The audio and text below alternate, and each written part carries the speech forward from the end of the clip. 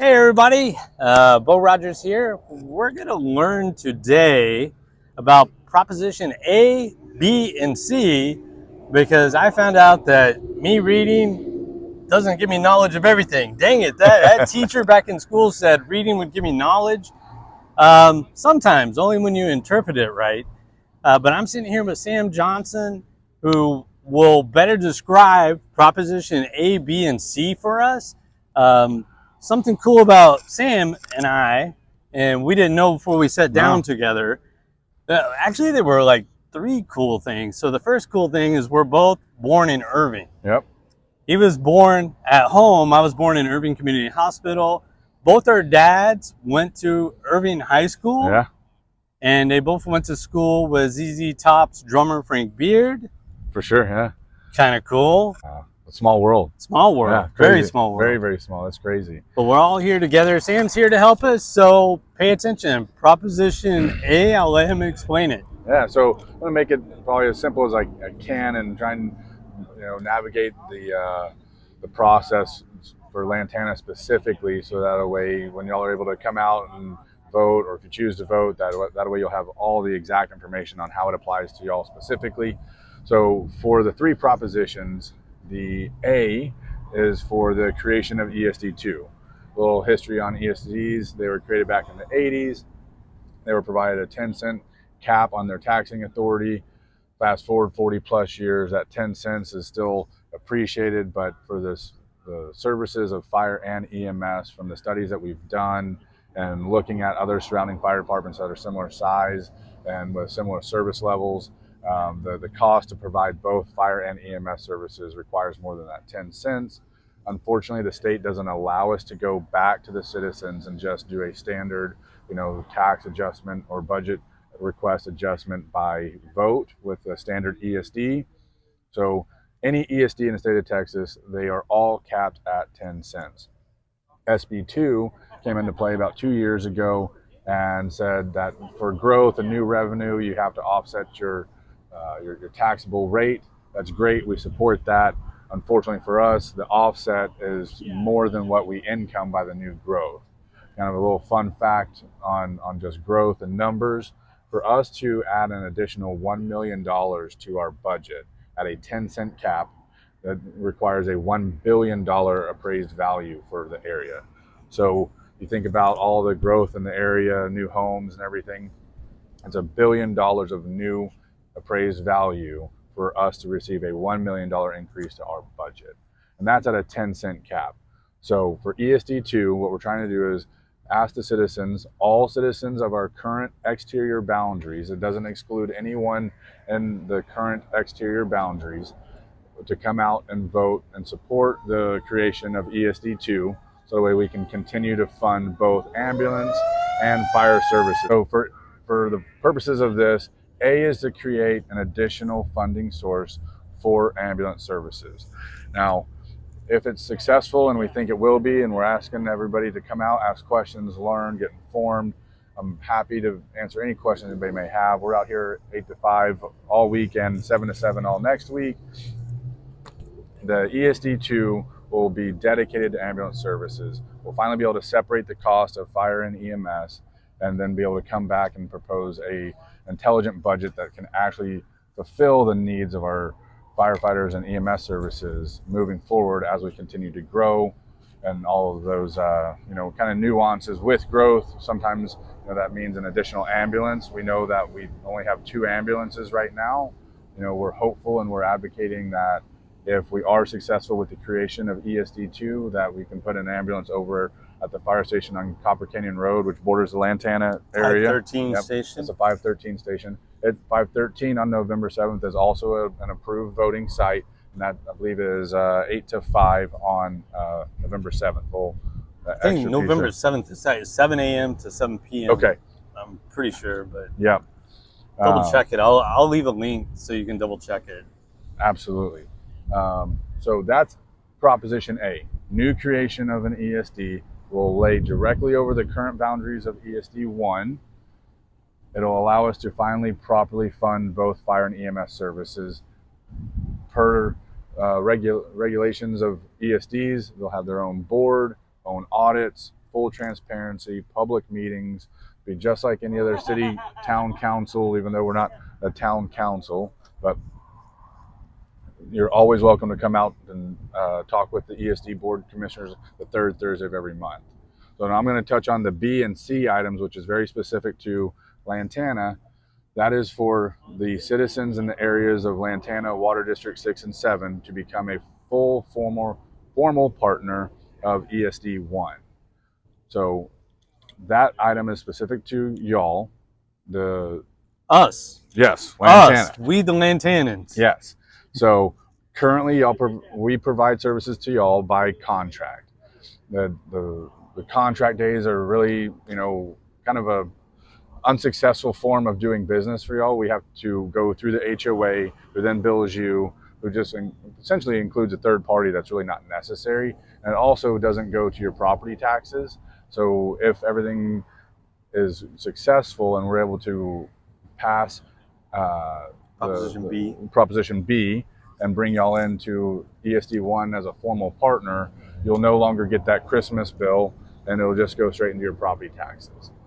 That's the item that is probably the simplest of everything, is bring Lantana in. Lantana will vote on that, and then the rest of the citizens of ESD1, so North Lake, Argyle, Copper Canyon, they all will have B on their ballot as well. So it's a joint venture in a sense where both sides have to vote to become, engaged, formalize the relationship.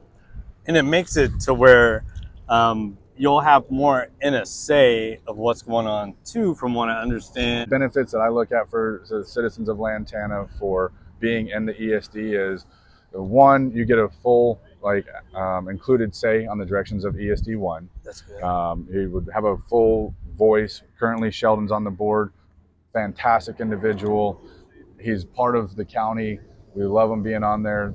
There's been some maybe-ish concerns on if he's considered fully legal in the terms of being a board commissioner. The county judge and county commissioner appointed him, so I'm happy that he's here.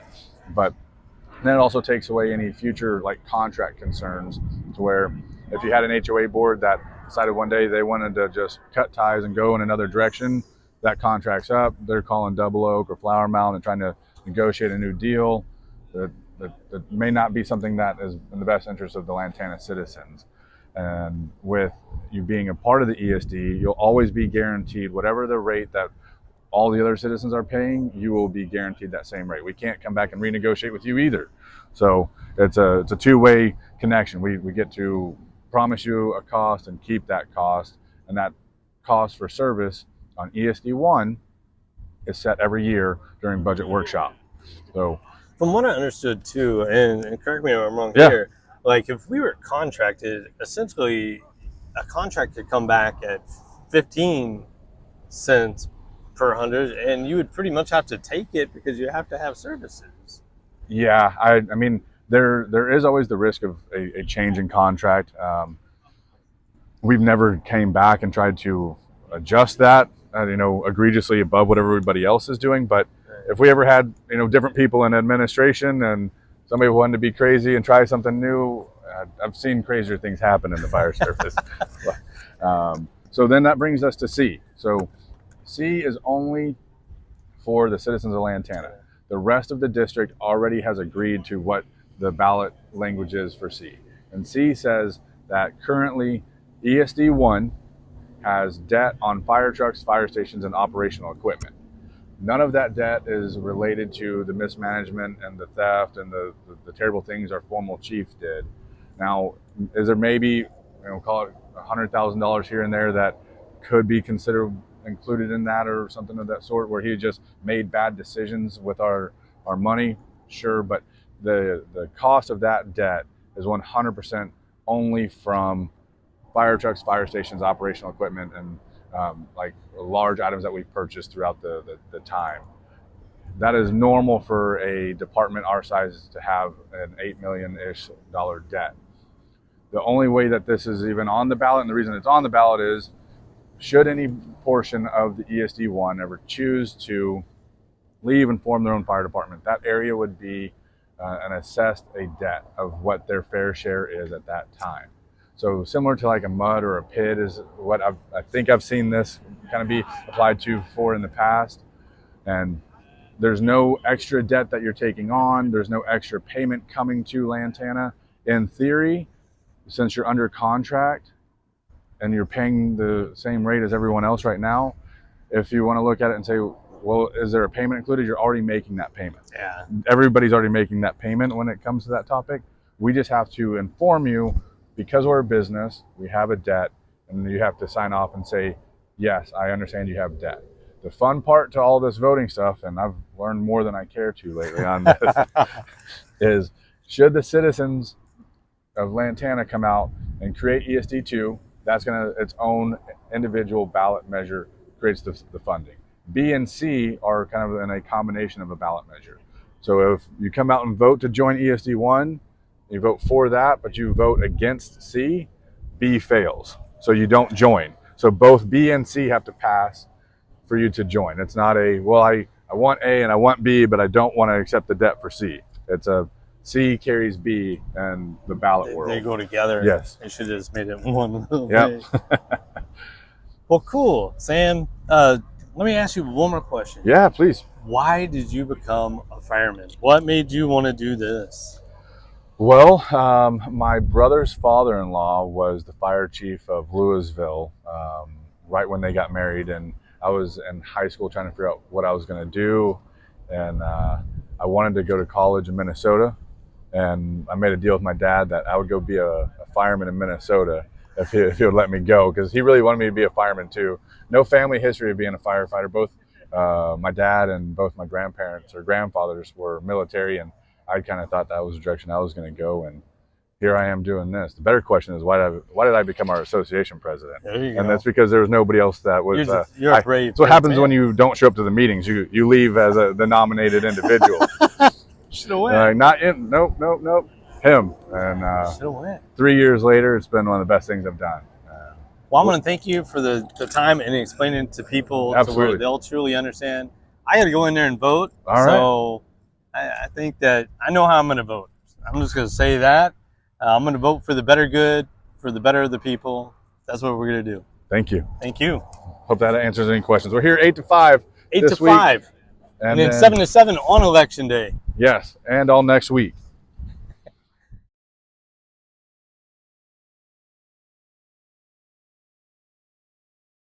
Come out and vote. It's not very busy.